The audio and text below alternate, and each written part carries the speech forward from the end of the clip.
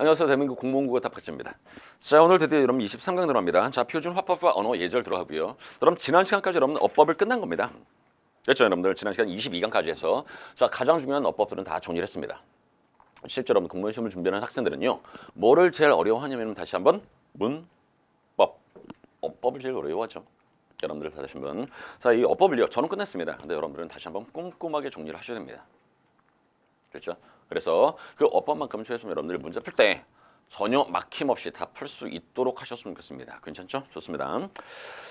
자, 그럼 교재 여러분들 466쪽입니다. 자, 들어갑니다. 표준화법과 언어 예절 들어갑니다. 이거죠? 자, 실제 여러분 제가 표 하나 집어넣었습니다. 뭐요? 친족 가계도라는 표인데요. 저는 요 표는요, 그냥 보십시오. 여러분들이 촌수를 따질 때 실제로 촌수 문제가 한 문제가 출제됐었거든요. 그럼 오른쪽 페이지를 보시면 알겠지만, 자 2008년도에 서울시 구급 문제로 이 촌수 따지는 문제가 출제됐습니다. 흔히 말하는 개촌도라고 하는데 그 문제가 출제됐습니다. 그래서 이 표를 한번 집어넣어봤습니다. 됐죠?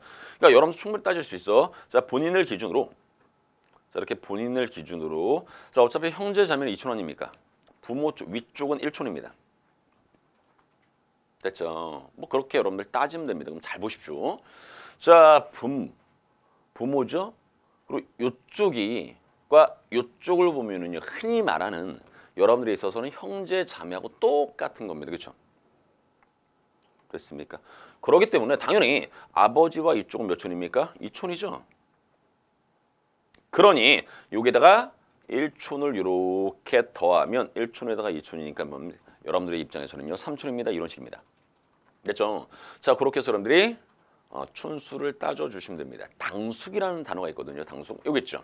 자 요게 문제 출제되는데 요 당숙이란 요 분이 여러분들을 기준으로 몇 촌이라는 얘기입니까? 5촌입니다. 이겁니다. 그럼 결국 아버지의 입장에서 몇 촌이라는 얘기입니까? 4촌이죠.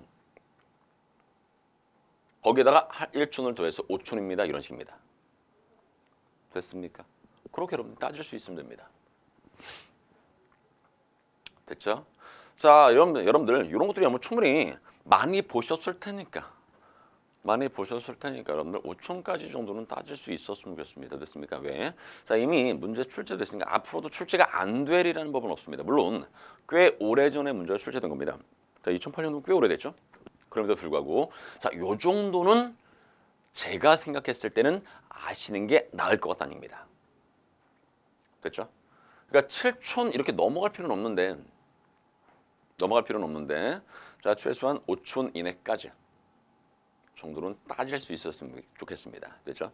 예를 들어서 고모 몇 촌입니까? 3촌 이렇게. 백부 몇 촌입니까? 3촌. 숙부 마찬가지. 됐죠? 그렇게 따질 수 있었으면 좋겠다라는 이야기입니다. 괜찮죠? 좋습니다. 자, 그 밑에 외가 가계도 있습니다. 마찬가지입니다. 자, 마찬가지로 여러분들, 자 이것도 한번 따져보십시오. 여러분들 기준에서 어떻게 촌수가 되는지. 예를 들어서 이모아닙니까? 예를 들어서 어머니의 뭐 언니일 수도 있고요, 동생일 수도 있고 여동생. 그럴 때 여러분들 기준으로 했을 때 몇 촌? 3촌 이렇게.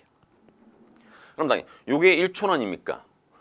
요쪽이 2촌 아닙니까? 요쪽이 1촌이기 때문에 여러분들 기준으로 한다면요, 이종 형제 또는 자 이거는 다 외가 쪽이니까 아무튼 이 이종자 들어가는 이종 형제나 또는 외종 형제의 경우에는요, 몽땅 다 몇 촌이다? 그래 4촌입니다. 이런 식입니다. 외종 형제가 뭔지 아시죠? 외종 형제가 뭔지 아시죠? 됐죠? 자 그런 것을 따질 수 있으면 뭐 충분히 어렵지 않게 여러분들 개촌도와 관련된 문제가 출제됐을 때 당연히 여러분들 맞출 수 있습니다. 괜찮죠? 좋습니다. 자 그다음 넘어가서 여자 가게도 마찬가지. 그럼 한번 보십시오. 그렇죠. 이게 오타 있네. 나를 기준으로 요건 없는 겁니다. 이건 0촌입니다. 0촌. 됐죠. 내가 8촌이면 말이 안 되지 않습니까? 그래서 0촌. 요거 하나 기억해 주시기 바라고. 자 나머지 여러분 따져볼 수 있으면 충분히 괜찮을 것 같습니다. 근데 물론 문제가 많이 나오냐 그건 아닙니다. 자 아까도 분명히 말씀드렸지만 기껏해야 이 개촌도 문제는요 2008년도에 나왔다니까. 그 다음에 기출 문제는 보이지 않는다는 얘기입니다. 그럼에도 불구하고 여러분들 이 정도는 아셨으면 좋겠습니다. 괜찮죠? 좋습니다. 근데 이거 말고 더 중요한 것을 설명드리겠습니다. 그게 뭐냐면 호칭어, 지칭어죠. 자, 실제 여러분 최근 들어서 이 기본서 규제를 보시면 알겠지만 앞에 있는 개촌도는요 잘 나오지 않습니다. 물론 한 페이지 정도 나올까? 이 정도. 저처럼 이렇게 표를 세 개를 집어넣는 분은 그렇게 많지는 않습니다. 됐죠? 하지만 자, 요 호칭어, 지칭어라는 요 친구는요 굉장히 중요합니다. 문제 출제가 됩니다. 꼭 좀 기억해 주시기 바랍니다. 자, 호칭어, 지칭어 들어갑니다. 자, 먼저 호칭어가 뭐냐, 지칭어가 뭐냐부터 출발합니다. 호칭어란 이겁니다. 어떤 대상을 직접 부를 때 쓰는 말. 다시 한번요. 호칭어가 뭐라고요? 어떤 대상을 직접 부를 때 쓰는 말입니다. 예를 들어서 여러분들이 저에게 선생님이라고 부르면 결국 뭡니까? 그것은 호칭어입니다. 됐죠? 좋습니다. 자, 지칭어 들어갑니다. 지칭어 동그라미. 어떤 대상을 이번에는 뭐 가리킬 때 쓰는 말입니다. 괜찮죠? 아, 그렇구만. 호칭어는 부르는 말이고 지칭어는 가리키는 말입니다. 이분이 저의 선생님이십니다. 이때의 선생님은 지칭어가 되는 겁니다. 헷갈리면 안 됩니다. 자, 때로는요 이 호칭어와 지칭어가 같을 수 있습니다. 하지만 호칭어는 뭐라고요? 부르는 말. 지칭어는요 가리키는 말이라는 것을 반드시 명심하시기 바랍니다. 괜찮죠? 좋습니다. 자, 밑에 제가 사례를 집어넣죠. 며느리가 시어머니를 부를 때 시어머니라고 하지 않고 어머니라고 부릅니다. 그럼 어머니는 당연히 뭐다? 호칭어죠. 그 다음 이분은 저의 시어머니이십니다. 이런 식으로. 자, 이때 됐죠. 이때 시어머니라는 요 단어는요 지칭어죠. 가리키는 거니까. 그리고 자, 부르는 요 말은 뭡니까? 이게 호칭어라는 의미입니다. 괜찮죠? 됐습니다. 넘어갑니다. 자, 우선 여러분들 가정에서의 호칭어, 지칭어라고 되어 있습니다. 가정에서의 호칭어, 지칭어 됐습니까? 자, 이런 것들. 자, 실제 여러분들 대단히 많다. 굉장히 많이 집어넣었죠. 근데 여러분 이 호칭어, 지칭어는요 어느 정도까지 보시면 되냐면요 형제, 자매까지 보시면 됩니다. 됐죠? 그 이상 예를 들어서 제가 뭐까지 집어넣냐면요. 자, 숙부 쭉 넘어가면 숙질 사이에 호칭어, 지칭어를 하면서 478쪽이 있습니다. 그렇죠? 거기 넘어서까지는요 문제 잘 출제가 되지는 않습니다. 그러니까 걱정하지 마시고 최소한 부모님은 반드시 알아야 됩니다. 부모님은 문제 원래 잘 출제가 되기 때문에 부모님 당연히 호칭어, 지칭어 꼼꼼하게 정리를 하셔야 되고요. 그 다음에 형제, 자매 정도까지. 물론 결혼을 했을 때는요 형의 아내, 물론 나 입장에서는 형수님이 되겠죠. 그런 정도까지만 아시면은요 충분히 여러분들 문제 푸실 수 있을 겁니다. 괜찮죠? 좋습니다. 자, 들어갑시다. 어릴 때는요 아버지 아빠, 어머니 엄마, 성장한 후에는요 아버지 아빠, 어머니 엄마 이렇게 호칭을 한다는 얘기입니다. 그러니까 이렇게 부른다라는 얘기겠죠. 자, 물론 돌아가신 부모님은 없고요. 자, 제가 어떻게 교재를 만들었냐면요 이렇게 잘 보십시오. 여기 호칭어냐 부를 때 하는 거고 여기 지칭어입니다. 잘 보십시오. 부모나 조부모님께 지칭, 즉 가리킬 때입니다. 뭐라고 가리킬까? 아버지, 아빠, 어머니, 엄마 똑같네 이렇습니다. 됐죠? 그렇게 하는 겁니다. 됐고, 자, 친척 얘기입니다. 아버지, 아빠, 어머니, 엄마 이렇게 지칭을 한다라는 이야기입니다. 괜찮죠? 어머님을 쭉 보시면 될 것 같습니다. 자, 남편에게 자신의 살아있는 아버지를 어떻게 친정 지역 이름입니다. 그래서 예를 들어서 천안에 산다. 그러면 천안 아버지 이런 식으로 또는 아버지 친정 어머니 또는 지역에서 천안 어머니 이런 식으로 지칭을 한다라는 이야기겠죠. 됐습니까? 자, 그리고 여러분들 자 보시면 알겠지만 살아계신 부모님께는요 아버님, 어머님이라고 하지는 않습니다. 특히 부를 때 아버님, 어머님 이거 다 안 됩니다. 지칭도 다 없죠. 근데 여러분 잘 보십시오. 돌아가신 부모님에는요 님자 쓸 수 있습니다. 됐습니까? 그런 것도 염두에 두시면 뭐 괜찮을 것 같습니다. 됐죠? 자, 그다음 넘어가겠습니다. 자녀에 대한 호칭어, 지칭어입니다. 이거는 부모님께서 당신의 자녀를 어떻게 호칭하고 어떻게 지칭하는지를 보는 겁니다. 자, 당연히 이름 부르는 게 가장 맞죠. 예를 들어서 저의 부모님께서 어머니께서 저를 어떻게 부른다? 재정아 이렇게 부르시죠. 됐습니까? 그겁니다. 근데 혼인한 자녀의 경우에는요 아범아, 애비야 뭐 이런 식의 말 쓰죠. 또 이름 부르는 것도 맞고요. 자, 그다음에 자, 지칭어입니다. 가리키는 말. 가족이나 친척에게는요. 땡땡땡 이름으로 지칭을 하든가 형, 오빠, 삼촌처럼 그들이 부르는 것을 그대로 따라갈 수도 있습니다. 됐죠? 그들이 부르는 대로 그냥 따라가셔도 상관이 없을 거라는 거. 괜찮죠? 이런 것들 그냥 쭉 보시면 될 것 같습니다. 이런 것들을 자, 여러분들 문법의 경우에는요. 이해하기 어렵죠. 어법의 경우는 이해하기 어렵습니다. 분명 여러분들 앞에 공부해 보시면 알겠지만 굉장히 헷갈립니다. 당연하겠죠. 그런데 이 호칭어나 지칭어의 경우는 여러분들이 충분히 예를 들어서 뼈대에 있는 자손이라고 한다면요. 다 이렇게 하고 계십니다. 즉 여러분들의 상식적인 선을 벗어나질 않는다는 얘기입니다. 그런 것들은요. 그냥 가볍게 보시는 겁니다. 이걸 머리에 싸매면서 암기해야 돼 말도 안 됩니다. 어떻게 암기합니까 이거를. 암기할 필요도 없습니다. 솔직히 다 알고 있는데. 그러니까 그렇게 여러분들 공부를 하시면 좋을 것 같습니다. 괜찮죠? 자, 넘어갑니다. 자, 여기서 옷 하나 있습니다. 원래 제가 이 교정을 다 봤거든요. 조금 불만인 게 교정을 마지막 분 최종본이 올라온 게 아니라 교재로 교정을 보기는 그 과정에 있는 교재를 만들었더라고요. 너무 마음이 아파. 너무 여러분들이 죄송하기도 하고요. 아무튼 자, 여러분들 어디를 보시냐면요. 470쪽입니다. 교재는 이게 470쪽이거든요.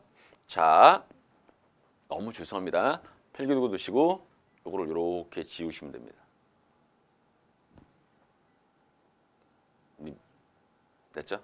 이렇게 지워주시기 바랍니다. 이렇게. 무슨 말이냐? 며느리의 입장에서는 시어머니는 그래도 같은 여자니까 어머님이라고도 하지만 어머니라고 해도 괜찮다라는 얘기입니다. 물론 그렇게 많이 하죠.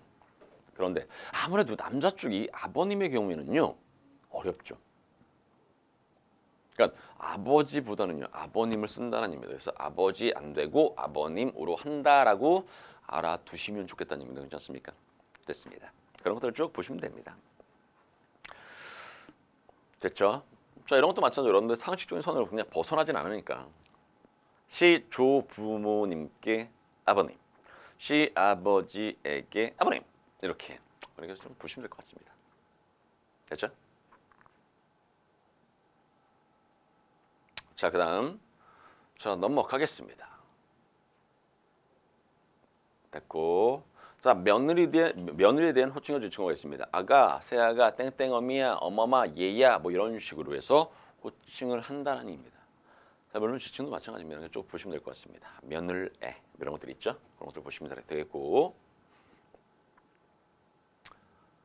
자, 다 마찬가지입니다. 다 며느리에 대해서 이야기를 하는 거고요. 초부모와 사위입니다. 말 이해하시겠죠? 그러니까 쉽게 말하면 아까는 여자 쪽에서 자신의 시부모님을 어떻게 호칭하고 지칭하는가 또는 시부모님의 입장에서 자신의 며느리를 어떻게 호칭하고 지칭하는가라고 한다면은요. 이 내용은 남자 쪽입니다. 남자 쪽. 됐죠? 사위의 입장에서는요. 당연히 자신의 아내의 부모님 뭡니까? 처. 됐죠? 그래서 처부모입니다. 이렇게 이야기하는 겁니다. 처부모님. 아내의 부모와 사위에 대한 호칭어, 지칭어를 이야기하는 겁니다. 그렇지 않습니까? 그랬을 때. 자, 우선 처부모에 대해서는 어떻게 호칭하고 지칭할까? 장인어른, 아버님, 장모님, 어머님 이런 식으로. 그래도 좀 어렵죠. 그러니까 냄새를 쭉 붙이는 겁니다. 실제 여러분이 나중에 결혼을 하시면은요, 이 장인어른을 참 많이 씁니다. 장인어른 또는 장모님 이런 식으로 참 많이 쓰는 것 같아요. 됐죠? 그런 것들 보시면 될 것 같고. 사위에 대한 호칭어 지칭어는요 거의 대부분 예를 들어서 저는 이름이 박재정원입니다. 그래서 박서방 이렇게 합니다. 여보게 됐죠. 자, 지칭어를 쓱 보시기 바라고요. 괜찮습니까? 됐고, 근데 여러분 여기까지도 아셔야 됩니다. 왜냐면 아까도 분명히 말씀드렸지만 이 호칭어 지칭어는요 먼 친척 예를 들어서 사돈의 팔촌 몰라도 됩니다. 거기까지는 몰라도 되는데 분명히 자 바운더라네. 예를 들어서 이거 아닙니까? 여러분들이 뭐 설날이라든가 추석 때, 명절 때 볼 수 있을 만한 친척들이 있지 않습니까? 그 정도 친척 범위 안에서 호칭, 지칭어는요 반드시 아셔야 되는 겁니다. 그래야지 실제 문제에 나오면 문제를 맞춰서도 좋지만 실제 실생활에 써먹을 수가 있습니다. 이게. 그러니까 반드시 여러분들 아시라라는 얘기입니다. 괜찮죠? 좋습니다. 넘어갑니다. 남편과 아내에 대한 호칭어 지칭어입니다. 말 이해하겠죠? 그러니까 남편은 아내를 또는 아내는 남편을 어떻게 호칭 지칭을 할까는 얘기죠. 자, 우선 첫 번째입니다. 남편에 대한 호칭어 지칭어입니다. 신혼초 여보, 재정 씨 자녀가 있을 때는요. 여보, 애기 아버지. 이때는 아무래도 자녀의 이름이 되겠죠. 여보, 장노년은요. 아마 여러분들의 부모님께서 예를 들어서 이 강의를 보통 20대 이후에 보시죠. 대학생이거나 아니면 대학을 졸업했거나 그런 분들이 많이 보실 거라고 생각합니다. 근데 그런 분들의 입장에서는 자신의 부모님은 좀 연세가 있으시죠. 그럴 때 옆에서 이렇게 가만히 보시기 바랍니다. 어떻게 호칭하고 지칭을 하는지. 여보, 영감 이렇게 됐죠. 땡땡 할아버지, 땡땡 아버지, 땡땡 할아버지라는 것은 손주. 됐죠. 땡땡 아버지라는 것은 자신의 자녀 이렇게 되겠죠. 그래서 보시면 될 것 같습니다. 대단히 어렵다. 솔직히 그건 아니죠. 뭐 어렵습니까 이게? 아내에 대한 호칭어 지칭. 여보, 똑같네, 그렇죠? 여보, 자녀 이름 들어가서 무슨 어머니, 뭐뭐 엄마 이런 식으로. 여보, 임자, 어머니, 할머니. 요 차이 알죠? 자식의 자녀의 이름을 집어넣는 거고 손주의 이름을 집어넣는 거고 괜찮습니까? 그렇습니다. 그런 것들 보시면 될 것 같습니다. 머리 싸매면서 공부할 필요가 절대로 없다고 말씀드렸습니다. 분명히. 이걸 누가 머리 싸매면서 공부합니까? 자, 그다음 동기와 그 배우자 이 정도까지도 하셔야 됩니다, 여러분들. 왜? 아까 말씀드렸지 않습니까? 무슨 명절 때 만날 수 있는 거 당연히 만나지 않습니까? 형제 쪽, 자매 쪽 왜 안 만납니까? 만나지. 그래서 동기와 그 배우자에 대한 호칭어 지칭입니다. 우선 첫 번째 남자의 경우, 형과 관계. 형님, 아주머니 이런 거 거의 안 씁니다. 형수님, 됐죠? 형수님이죠, 형수님. 됐습니까? 형수님 이렇게 많이 씁니다. 저는 조금 마음이 아프게도 이 형수님이 없어. 제가 장남이거든요. 그래서 형수님이 있었으면 참 좋았을 텐데, 잘해드렸을 텐데. 그렇다는 얘기입니다. 자, 그다음 남동생과 그 아내입니다. 이름 부르거나 아우 동생, 남동생 아내 재수 씨 또는 개수 씨 이렇게 호칭어를 한다라는 얘기입니다. 됐죠? 됐고 누나와 그 남편은 어떻게 할까? 누님. 근데 잘 보십시오. 매형을 많이 써. 솔직히 저도 매형을 많이 씁니다. 매부, 매형, 자형 이런 식으로 호칭어를 한다는 의미입니다. 다시. 호칭어가 뭐라고요? 그렇죠. 부르는 말입니다. 지칭어는 뭐라고요? 가리키는 말입니다. 됐죠? 이렇게. 쉽게 말하면 이거 표 다 알고 계신 거죠? 지칭어. 부모에게 자신의 누나를 뭐라고 지칭할까 합니다. 누나라고 지칭을 한다는 얘기입니다. 동기라든가 처가 쪽 또는 타인에게 누나 또는 누님이라고 지칭을 한다는 얘기입니다. 자녀에게는 뻔하죠. 자신의 자녀에게는요. 야, 고모 어디 갔어? 실제로 자식의 입장에서는요. 아까 누나, 고모 아닙니까? 큰 고모. 또는 자신의 여동생은 작은 고모. 이거 아닙니까? 그러니까 고모 또는 고모님. 됐죠? 매부, 매형, 자형 이런 식으로. 근데 실제 거의 대부분 매형 많이 씁니다. 예를 보십시오. 여기도 매부가 있지 않습니까? 헷갈려 이거. 그래서 매형 또는 매제를 많이 쓰더라고요. 여기는. 됐죠? 매형 용돈 좀 주십시오. 매제 술 한잔 하세. 이런 걸 많이 하죠. 좋습니다. 그런 것들 보시면 됩니다. 됐죠? 매제, 매형 뭐 이런 것들을 뭐 기억하시면 될 듯하고요. 여자의 경우도 이번엔 여자의 경우. 오빠와 그 아내. 오빠와 그 아내. 됐죠? 뭐라고 할까? 오빠, 오라버니. 오빠 많이 합니다. 솔직히 요즘에. 언니, 새언니 이런 식으로. 언니, 새언니 이렇게. 나이하고 상관없습니다. 자, 분명히 자기보다 나이가 어림에도 불구하고 오빠의 아내라고 한다면은요. 언니 또는 새언니 이런 식으로 하는 겁니다. 됐죠? 여러분 옳게 이런 것들 보시면 될 것 같고. 자, 문제는 이게 출제가 됩니다, 이게. 자, 이게 아무것도 아닌 문제인데 이런 문제 틀리면 말이 안 되지 않습니까? 예를 들어서 1번 보십시오. 남편의 여동생을 뭐라고 하자? 고모라고 부른다라는 것은 다시 한번. 부른다라는 이 친구는요, 뭡니까? 호칭어입니까? 지칭어입니까? 빙고. 이건 뭡니까? 호칭어죠. 근데 남편의 여동생이 왜 자기한테 고모입니까? 말 안 되죠? 그래서 적절하지 않은 것을 몇 번? 1번이 답입니다. 뭐라고 합니까? 남편의 여동생은 오빠의 아내는 자 이거는 자 제가 규제를 어떻게 만들었냐면요 요것을 설명하기 위해서 이렇게 만든 거니까 됐습니까? 아무튼 자 남편의 여동생은 아까 뭐라고 합니까? 실제 원래는 이렇게 호칭합니다. 아가씨 또는 아기씨 이렇게 많이 합니다. 그렇게 알아두시면 좋을 것 같습니다. 혹시 위에 있나? 한번 보겠습니다. 이건 남편의 여동생이니까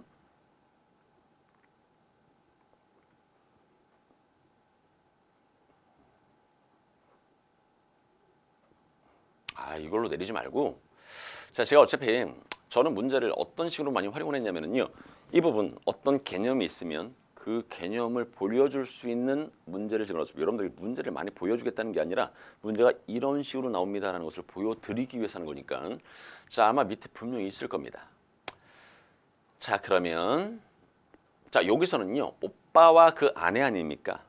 그러니까 결국 여기서는요 오빠와 그 아내에 대해서 이런 식으로 나오더라라는 얘기죠.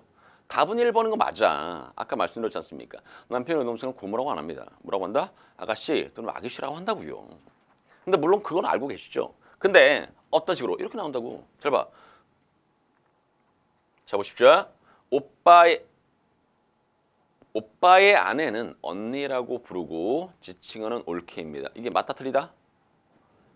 맞다라는 게 중요한 겁니다. 선생님 정말 맞습니까? 있지 않습니까? 그거. 그렇게. 자, 분명 여러분들 보시면 부모나 동기에게 옳게라고 분명히 지칭을 하는 거 아닙니까? 그게 맞다라는 이야기입니다. 그래서 그러니까 즉 이런 것들을 보여주기 위해서 제가 이 문제에서 2번 선택지를 요 밑에 해설에 설명을 해 놓은 겁니다. 어떻게 활용하는지 알겠죠? 자, 실제로 원래는 원본에는요. 이렇게 해서 다른 색깔로 집어넣어져 있었죠. 그것만 봐라. 그래서 넘어가라. 그렇게. 네, 그러지 못했습니다. 아무튼 그렇다는 얘기입니다. 자, 그다음요. 남동생과 그 아내입니다. 옳게. 헷갈리면 안 됩니다. 헷갈리면 안 됩니다. 오빠의 아내를 언니 또는 새언니라고 부르죠. 호칭은.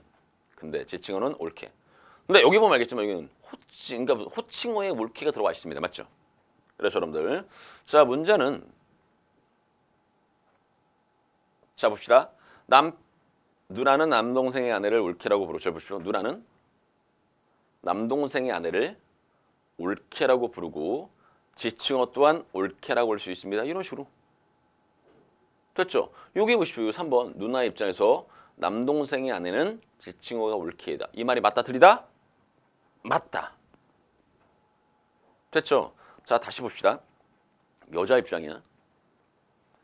오빠의 아내는 언니 또는 새언니. 그리고 지칭어는 옳게. 이게 가능하다는 얘기입니다. 누나의 입장에서 자신의 남동생입니다. 남자 동생이야. 아내는 지칭어가 옳게입니다. 됐습니까? 이 말이 맞다. 헷갈릴 수 있습니다. 2번 아니면 3번이 답인 거 아니야? 왜? 이쪽은 오빠의 아내잖아. 그쵸? 얘는 오빠의 아내잖아. 얘는 남동생의 아내잖아. 근데 지칭어가 똑같이 옳게야? 헷갈릴 수 있죠. 그래서 여러분 정확히 하시라는 얘기입니다. 됐습니까? 그 다음 언니와 그 남편이 형부라고 하는 거 맞죠? 언니는 뭐 언니라고 하는 거고요. 언니의 남편은 형부 이렇게 하는 겁니다. 자 여동생과 그 남편은요. 이 제부라고 합니다. 제부.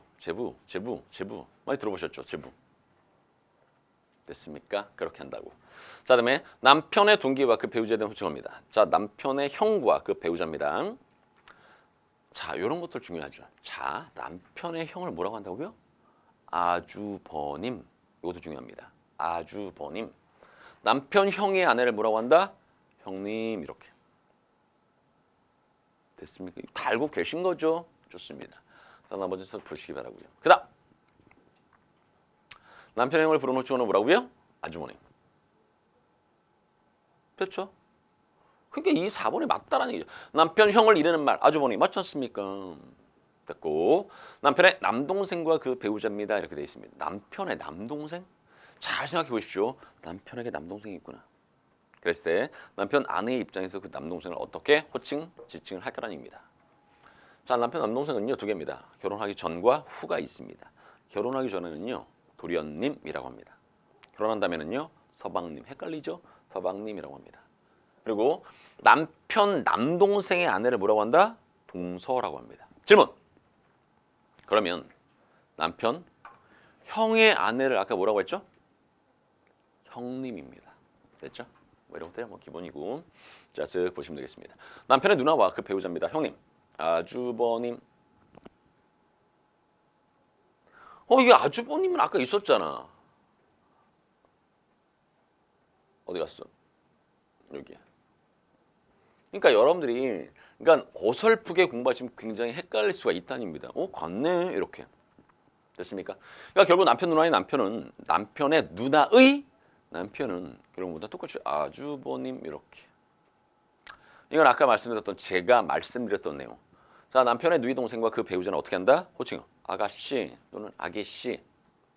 그리고 남편 누이 동생의 남편은 재밌죠. 서방님 이렇게. 됐습니까? 그런 것들 보시면 될 것 같습니다. 네. 자, 다음 중, 자 문제 봅시다, 여러분들. 기출 문제로 확인하기죠. 자, 다음 중 호칭어와 지칭어에 대한 설명으로 옳지 않은 것을 물었습니다. 마찬가지 문제야. 그러니까 여러분들 제가 아까도 분명히 말씀드렸지만 제가 기출 문제를 집어넣은 기본 목적은요. 위에는 개념을 기출 문제를 통해서 보여드리는 겁니다. 됐죠? 자, 그렇기 때문에 여러분들 이걸 활용할 때 여러분들이 어떻게 활용하시면 되냐면, 자, 이 부분의 내용 있지 않습니까? 그것을 다시 한번 기출 문제, 이런 식으로 나오는구나라고 활용을 하시기 바랍니다. 알겠죠? 좋습니다. 자, 그다음 넘어갑시다. 7번. 아내의 동기와 그 배우자에 대한 호칭어 지칭어. 아내의 동기와 배우자에 대한 호칭어 지칭어. 아내의 동기와 배우자에 대한 호칭어 지칭어. 됐습니까? 자, 합시다. 아내의 남자 동기입니다. 아내의 남자 동기. 자, 봅시다. 아내의 오빠입니다. 형님. 만약에 아내의 오빠임에도 불구하고 자신보다 나이가 어릴 때는요. 처남. 아내의 남동생은 처남 또는 땡땡 이름. 이렇게. 괜찮습니까? 이런 것들은 뭐 다 할 테니까. 자, 지칭어는요. 이런 식으로 지칭을 한다라는 이야기입니다. 괜찮죠? 좋습니다. 처남이 많죠, 보통. 그러니까 아무래도 아내의 오빠는 지금 형님이 맞아. 그러니까 여러분들이 다른 거 헷갈리니까 생각하지 말고요. 아내의 오빠는 그냥 형님이야. 형님 이렇게. 아내의 오빠는 형님. 거기 편해. 자, 아내의 남동생은 처남입니다. 괜찮습니까? 그럼 훨씬 더 편하게 이 부분을 넘어가실 수 있을 겁니다. 그 다음. 자, 아내의 남자 동기. A의 배우자입니다. 아내의 오빠의 부인은요. 아주머니. 됐고. 자, 아내의 남동생의 부인은요. 처남의 댁입니다. 처남의 댁. 아내의 남동생의 부인은요. 처남의 댁 이렇게. 아주머니, 처남의 댁 이렇게. 됐습니까? 그렇게 하시면 될 것 같습니다. 됐죠? 좋습니다. 자, 그다음. 자, 아내의 여자 동기와 그 배우자입니다. 아내의 언니는요. 처형이라고 하죠. 다 이렇게 하니까. 그리고 아내의 여동생은요. 처제라고 합니다. 다 알고 계신 거죠, 이런 것들. 자, 무난합니다. 처형 또는 처제 이런 식으로 여러분들 호칭, 제칭도 마찬가지겠죠. 하시면 되겠고. 제 아내의 여자 동기의 배우자입니다. 자, 보시면 아내 언니의 남편이죠. 그냥 형님이야. 됐죠? 그리고 아내의 여동생의 남편은요. 뭐라고 한다? 동서라고 하죠. 동서. 이런 것만 이렇게 몇 개 아시면 됩니다. 많은 것을 알 필요가 있다 없다? 거기까지 신경 쓰지 말고요. 그냥 쭉 보시고. 됐고, 여러분들이 지금 현재 실생활에서 어떻게 부르는지, 어떻게 지칭하는지만 고민하시면 될 것 같습니다. 됐죠? 좋습니다. 그 다음 숙질 사이에 이런 것들은 그냥 쑥 보십시오. 이런 것까지야 뭐. 그러니까 아까 분명히 말씀드렸지만 명절 때 만날 수 있는 친척 범위에서 공부를 하셔도 충분히 여러분들이 알고 있는 것들이 문제 출제될 수 있습니다. 알겠죠? 자, 그렇다고 물론 선생님 그러면 이 숙질 사이에 호칭어 지칭어는 문제가 아예 안 나오는 겁니까? 라고 말씀하신다면 그것을 저는요 장담 못합니다. 분명히 나올 수 있죠. 하지만 아무래도 우리의 친척 범위 안에서 우리가 자주 만나는 그 친척보다는요 더 적게 나옵니다. 그렇게 말씀드린 겁니다. 됐죠? 좋습니다. 쭉 보시고 이런 것들 쭉 보셔야 됩니다. 사돈 사이의 호칭어 지칭어입니다. 사돈 어른이죠 뭐. 그리고 사부인, 사돈 어른, 사부인 이런 식으로 많이 하죠. 사장 어른, 위학렬은 사장 어른입니다. 그렇죠. 호칭어 및 당사자에게 사정어른, 당사자 이외의 사람들에게는 사정어른 이렇게. 자, 그다음에 자 3번 직장입니다. 자, 이런 것들은 뭐 가정에서의 호칭어, 지칭어이고요. 자, 이번은요 직장에서의 호칭어, 지칭어 보겠습니다. 그러니까 직장에서 동료 간에 사용하는 호칭어는 이름 뒤에 그냥 씨를 붙이는 게 적절합니다. 뭐 이런 식이겠죠. 하지만 동료 나이가 저희 신보다 많을 경우는요 박 선배, 이재 선생님 등 호칭어를 쓸 수 있습니다. 또한 직함을 아는 경우에는요 박 과장님, 김수현 상무님 등 성이나 이름 뒤에 직함을 넣어서 부를 수가 있다는 의미입니다. 그래서 보시면 될 것 같습니다. 그러니까 늘 말씀을 드리지만 이 호칭어, 지칭어의 경우에는요 여러분들의 상식선을 벗어나면 좀 공부하시고요. 여러분들의 상식선을 벗어나지 않으면 굳이 공부할 필요는 없습니다. 그냥 몇 번 읽어보고 넘어가시면 되는 겁니다. 됐죠? 자, 상식선을 벗어난다는 것과 벗어나지 않는다의 차이를 아시죠? 벗어나지 않는다는 것은 여러분들 충분히 어느 때 문제가 나와도 당연히 그렇게 호칭하고 또 지칭한다는 겁니다. 근데 생소한 호칭어도 있지 않습니까? 그런 것들은 여러분들의 상식선을 벗어나기 때문에 당연히 공부를 하셔야 되는 거고요. 됐죠? 좋습니다. 그 다음 뭐 이런 것들이야 뭐 직장 상사의 가족 뭐 이런 거죠. 사모님, 아주머님, 과장님 이렇게. 남편은 선생님, 과장님, 박가들은 뭐 이런 것들 직장 동료 및 아랫사람의 가족은 이렇게 호칭, 지칭을 한다는 얘기죠. 자, 보시면 될 것 같습니다.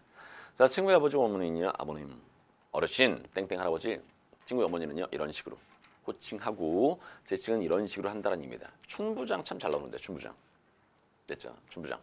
남의 아버지를 높여 이르는 말 춘부장이었지 않습니까? 그다음에 살아 계신 아버지입니다. 됐죠? 오케이.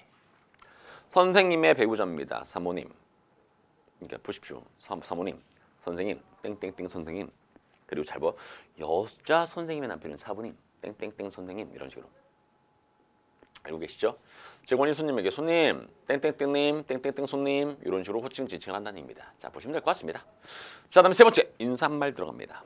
인사말 쉬워도 않습니다. 인사말입니다. 왜? 발음이 인사말이어서 그렇습니다. 자, 봅시다. 가볍게 보시면 됩니다. 이것도. 일상에서의 인사말입니다. 아침 인사, 저녁 인사. 안녕히 주무셨습니까?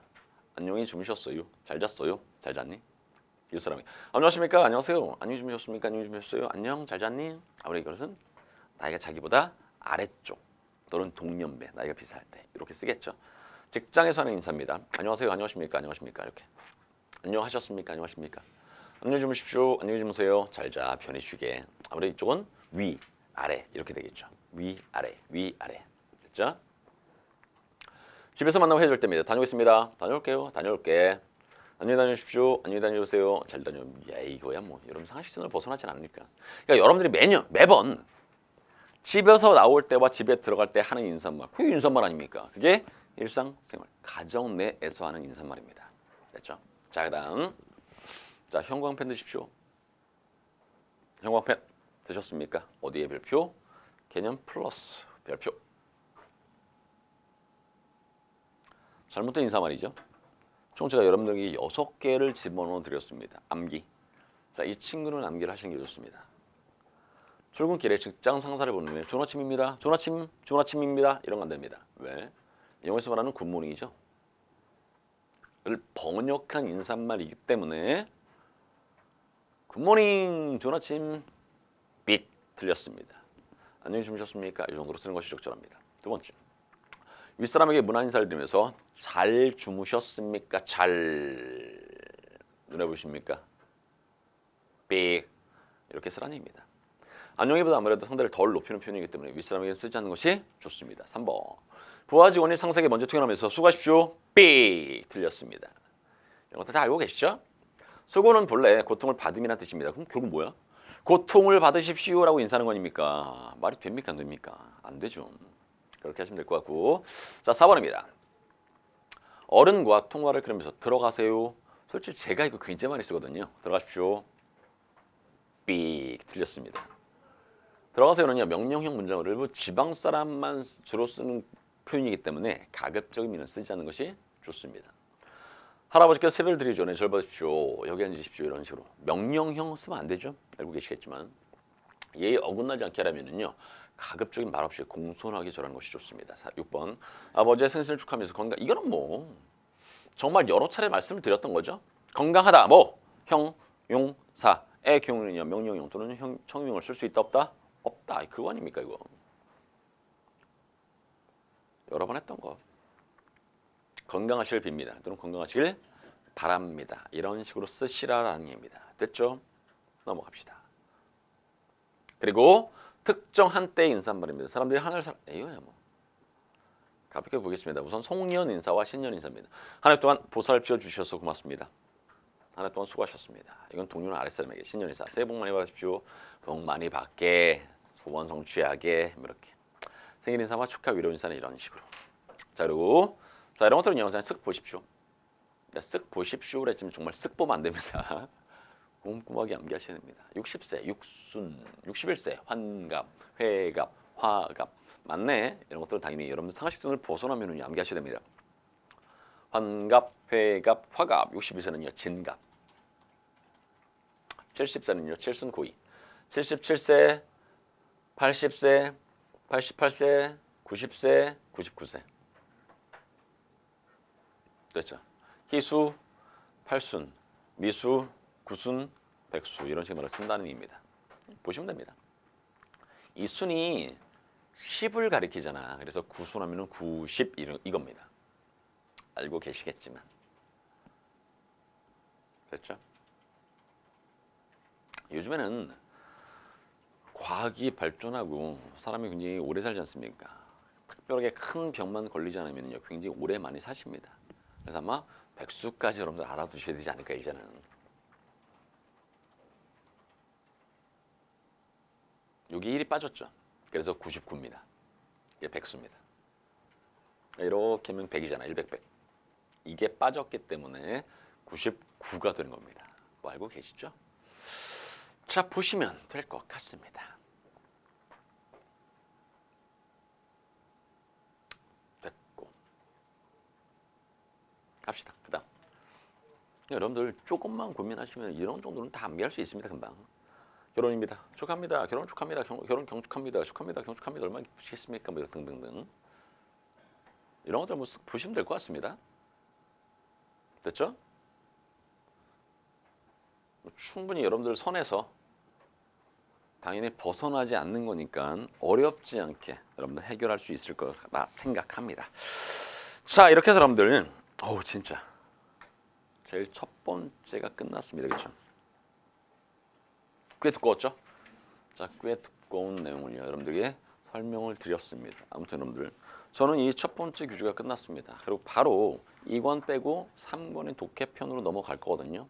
네, 여러분들 다시 한번 이 교재 안에 있는 것을요 꼼꼼하게 공부하셨으면 좋겠습니다. 그렇죠? 자, 실제 저는요 이론서 강의할 때는요 문제를 많이 풀어주지 않았습니다. 왜? 이론서 설명하는 게 시간이 너무 많이 걸려.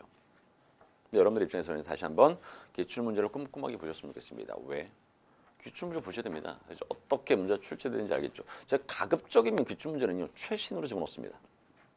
최신 기출 문제, 굉장히 옛날 거 집어넣지 않았습니다. 설령 만약에 옛날 기출 문제를 집어넣었다 하더라도 그 기출 문제는요 실제 요즘에도 통용되는 그런 문제들만 집어넣습니다.